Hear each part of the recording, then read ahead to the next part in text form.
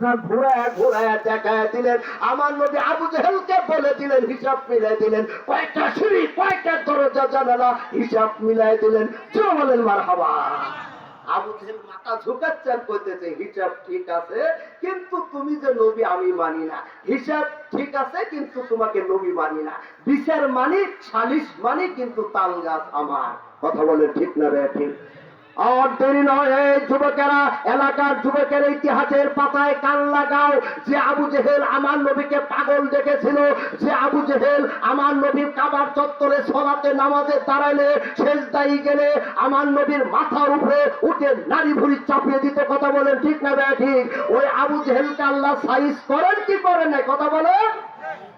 কোরআনের পরের কিতাব নাম হলো কিতাব বুখারী। বুখারীতে একটা বাব আছে কিতাবুল মাগাজি। কিতাবুল মাগাজি খুললি পেয়ে যাবেন। সাহাবী আব্দুর রহমান ইবনে আউফ বলেন, আমরা বদরের যুদ্ধের ময়দানে 313 জন সাহাবী দাঁড়িয়ে আছি। নবীজি আমাদেরকে যুদ্ধের প্রশিক্ষণ দিতেছিলেন।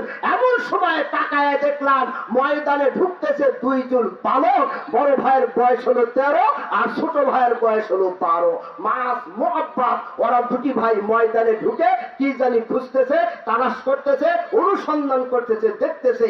আমি বললাম, তোরা কার মার ছেলে? মার কুলে